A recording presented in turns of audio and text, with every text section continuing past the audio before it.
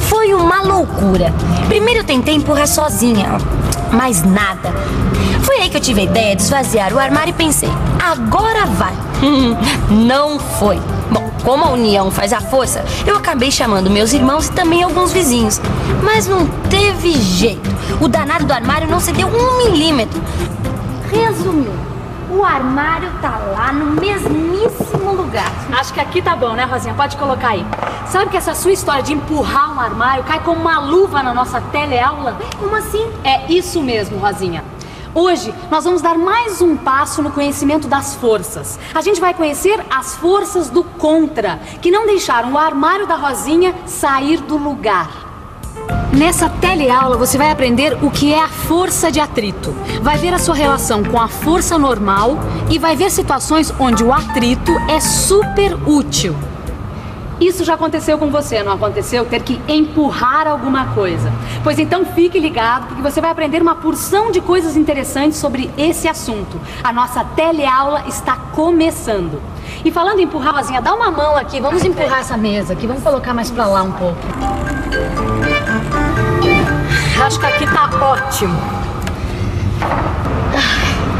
Rosinha, você já reparou que na nossa vida diária, toda vez que a gente tem que empurrar alguma coisa, a gente sempre encontra alguma forma de resistência. Até para empurrar uma cadeira sem levantar. Inclusive faz aquele barulho desagradável. É verdade. Sabe que quando eu era criança, eu adorava colocar a mão pra fora do carro em movimento pra sentir assim o vento segurando. Eu achava super legal correr na beira da praia, assim, na beira do mar, né? Parecia que a água segurava a gente. É essa forma de resistência que você tá falando? De todas as formas, Rosinha. Inclusive daquela que faz o pistão do carro engripar quando a gente não coloca óleo no motor, sabe? Na verdade, em quase todo o movimento do nosso dia a dia, existe uma força contrária. Na verdade, assim, uma força que é chamada de força de atrito. Força de atrito. Força que se opõe ao movimento de um corpo em relação a outro com que está em contato. Força de atrito? Ih, tá cheio de exemplos. Deixa eu ver. Quando você tenta colocar um parafuso na parede, ele não gira mais? Força de atrito. O vento que bate no para-brisa do carro exerce uma força de resistência. Essa força de resistência é força de atrito. Agora mesmo eu estava lendo aqui nessa revista algumas maneiras de como driblar o atrito. Veja só. As linhas mais aerodinâmicas dos carros esportes são uma forma de diminuir a resistência do ar. Outro exemplo. Essa é incrível. Nas competições de natação, os atletas se depilam para evitar o atrito entre os pelos e a água. Bom, até nessa brincadeira de botar a mão para fora do carro em movimento, a gente percebe que existem posições em que o vento segura menos. Quer dizer, onde a força de resistência, a força de atrito é menor. Bom, mas com mais ou menos atrito, a verdade é o seguinte. A nossa vida está cheia de exemplos onde surgem forças de resistência ao movimento. Quando nós empurramos um armário, por exemplo. Por favor, vamos imaginar a seguinte situação. Você tentou empurrar um armário super pesado e ele não se moveu. Por que será que ele não mexeu nem 1 milímetro sequer? Porque eu não tinha força para empurrar ele. E ele está colado no chão. Ué, por causa da ação da gravidade, velho. A ação que eu proporcionei não foi suficiente. Ele tá pesado.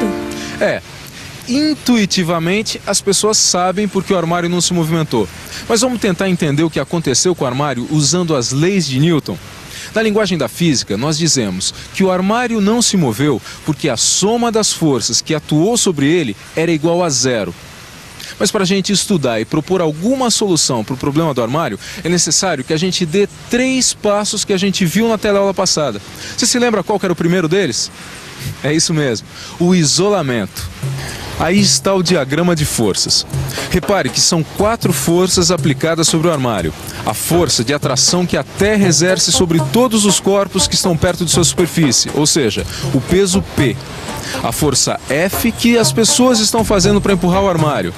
A força que o chão faz para sustentar o armário, que é chamada de força normal. Ela tem esse nome porque está sempre perpendicular em relação à superfície de contato entre o corpo e o solo. E por último, a força que o chão faz para impedir que o armário vá para frente. A força de atrito. Bom, Rosinha, vamos entender melhor a força de atrito, certo? A primeira coisa a perceber é que a força normal, esta aqui, ó, e a força de atrito são as 2 forças que impedem o movimento do armário. Na verdade, a força normal e a força de atrito nada mais são do que componentes da força de resistência exercida pelo chão sobre o armário. Então repare que a força normal é a parte da força de resistência que impede que o armário desça. E a força de atrito é a parte da força de resistência que impede que o armário se desloque na direção da força que o está empurrando. Quer dizer, então, que existe uma relação entre essas duas forças, a força normal e a força de atrito? Exatamente, você matou a charada, Rosinha. E é até possível mostrar que essas duas forças têm os módulos diretamente proporcionais. E essa relação é dada pela expressão: força de atrito é igual a μ vezes força normal, onde μ, coeficiente de atrito, é uma constante. Ou seja, se a força normal, N, aumenta, a força de atrito, FAT, também aumenta. A constante μ, ou coeficiente de atrito, informa se o solo exerce muito ou pouco atrito sobre os corpos que estão em contato com ele. Quando o solo é áspero como esse, o μ é grande e aí tem muito atrito. Se o solo é mais liso, o μ é pequeno e o atrito é menor. Repare que mesmo as superfícies mais lisas, quando vistas sob microscópio, apresentam muitas rugosidades, que é o que gera o atrito. Quer dizer, então, se o solo tem muita rugosidade, μ é grande, força de resistência é maior e força de atrito também. Agora, se o solo tem pouca rugosidade, μ é menor, força de resistência é menor e força de atrito menor. Isso. Agora, e a força normal? A força normal depende da força-peso. Se o objeto é o mesmo, a força normal é constante. Agora, me diz uma coisa, Maristela. O que acontece com a força de atrito quando o corpo está parado? Boa pergunta, Rosinha. Você sabe? Então fique por dentro. Se não tem ninguém empurrando o armário, não existe motivo para que o solo impeça o movimento. Assim, a força de resistência é simplesmente igual à força normal. Mas se alguém começa a empurrar, a força de atrito aparece para impedir que o armário se movimente. E observe que interessante. À medida que mais pessoas empurram o armário, a força de atrito vai aumentando, até que a força das pessoas consegue fazer o armário se movimentar. Num gráfico, isso ficaria assim. À medida que a força das pessoas que empurram vai aumentando, a força de atrito também aumenta, mas o armário não se move. Nesta situação, chamamos o atrito de atrito estático. Quando a força que empurra é suficiente para movimentar o armário, a força de atrito cai um pouquinho e passa a ser constante. É o chamado atrito dinâmico. É fácil perceber isso quando tentamos empurrar um carro. No começo, é preciso fazer muita força para fazer o carro andar. Mas depois que ele começa a se movimentar, fica mais fácil e podemos diminuir a força aplicada. Essa também foi a maior surpresa quando eu descobri. Um corpo com dois coeficientes de atrito diferentes. Um quando ele está parado, o coeficiente de atrito estático. E outro quando ele está em movimento, o coeficiente de atrito dinâmico. Pois é. Vivendo e aprendendo. Por falar nisso, eu aprendi mais uma. Para mim, força de atrito era uma coisa ruim, que só servia para atrapalhar. Para você também? Pois saiba que sem a força de atrito, nós não daríamos um passo. É isso mesmo. Quando caminhamos, a gente está empurrando o chão para trás. E o chão empurra a gente para frente, graças à força de atrito. Sem força de atrito, ia ser um escorregão atrás do outro. A mesma coisa acontece com os pneus de um carro. Os pneus empurram o chão para trás e o chão empurra os pneus para frente. E nas curvas também é a força de atrito que faz o veículo mudar de direção. Quer dizer, se não fosse a força de atrito, os carros iam ficar patinando e iam passar direto nas curvas. Mais alguns exemplos para acabar com as dúvidas de uma vez. Essas esteiras industriais só conseguem transportar o material porque existe o atrito. Senão, o material vai ficar deslizando em cima da esteira. O alpinista em ação entre dois paredões. Um marinheiro em pé sobre o convés de um navio balançando. Para todos esses casos, a força de atrito é muito útil. Muito bem. Como você acabou de ver, às vezes o atrito não é o problema, e sim a solução. Falando nisso, vamos continuar buscando a solução daquele problema do armário, tá lembrado? É isso aí. Tá na hora da gente dar o segundo passo, ou seja, montar as equações dinâmicas. Vamos supor que o armário tenha uma massa de 200 kg e que o coeficiente de atrito estático entre o chão e o armário seja igual a meio. Vamos às equações.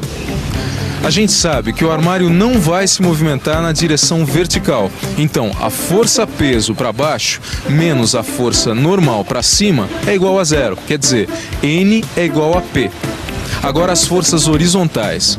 Vamos descobrir a força máxima que pode ser feita sem que o móvel se movimente. A força das pessoas que estão empurrando menos a força de atrito é igual a zero. Ou seja, F é igual a força de atrito. Agora o terceiro passo, a solução das equações dinâmicas. Bom, na primeira equação, a gente sabe que a força-peso é igual à massa do armário vezes a aceleração da gravidade, 200 kg vezes 10 metros por segundo ao quadrado. Isso dá 2.000 newtons, ou seja, a força normal é igual a 2.000 newtons. Na segunda equação, a gente sabe que força de atrito é igual a coeficiente de atrito μ vezes a força normal. Substituindo os valores, fica meio vezes 2.000, o que dá 1.000 newtons. Quer dizer, a força máxima que se pode empurrar o armário sem que ele se mova é de 1.000 newtons. Então, para movimentar o armário, é preciso fazer uma força de 1.000 newtons mais um pouquinho. Caramba, é muita força, Maristela. É mesmo, olha, pra você ter uma ideia, 1.000 newtons é a força que a gente tem que fazer pra levantar um objeto com massa de 100 kg. Mas peraí, a gente viu nessa teleaula que é possível driblar a força de atrito, não viu? Viu? Aquela história das linhas aerodinâmicas dos carros esportes e também dos carros da Fórmula 1 e dos nadadores que se depilam para competir, lembra? Então, será que não é possível driblar a força de atrito no caso do armário para eu fazer menos força? É claro que é possível, Rosinha. Olha só, presta atenção. Eu posso diminuir a força de atrito entre essa prancheta e a mesa simplesmente diminuindo o seu peso. Olha. Já sei. Diminuindo o peso, diminui a força normal e como a força de atrito depende da força normal, ela também diminui. Só que isso eu já tinha feito, eu esvaziei o armário, mas não adiantou. Bom, mas aí a saída é você controlar a força de atrito através do coeficiente de atrito. Se o chão for de madeira, por exemplo, você pode colocar um pano entre o armário e o chão. E olha aqui, você diminui o coeficiente de atrito e, consequentemente, a força de atrito. Grande ideia, Maristela. Outra maneira de diminuir o coeficiente de atrito é passar cera no chão. Mas aí tem que tomar cuidado para não escorregar e levar um tombo. Agora eu tô entendendo por que o moço que foi outro dia lá em casa passou lubrificante no parafuso antes de fixá-lo na bucha. É para diminuir a força de atrito entre o parafuso e a bucha e dessa forma ele fazer menos força na hora de parafusar. É isso, mas é o mesmo princípio. Os óleos lubrificantes existem para diminuir o atrito. Vocês querem outros exemplos? As rolemãs das rodinhas de um skate também diminuem o atrito. E um jato de ar bem forte contra o chão também é uma maneira interessante de diminuir o atrito. Os objetos ficam como se estivessem flutuando.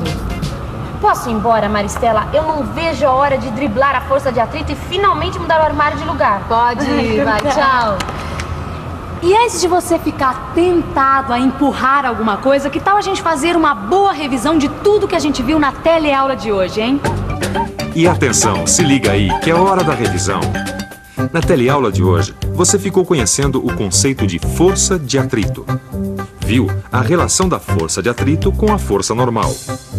Aprendeu como resolver situações em que o atrito atrapalha o nosso serviço, podendo assim planejar sua ação para fazer menos força. E viu também que existem muitas situações em que o atrito é muito útil. Bom, nossa teleaula fica por aqui, mas agora você já sabe, é a sua parte. Leia o seu livro de estudos e resolva os exercícios. Teleaula que vem tem mais. Tchau!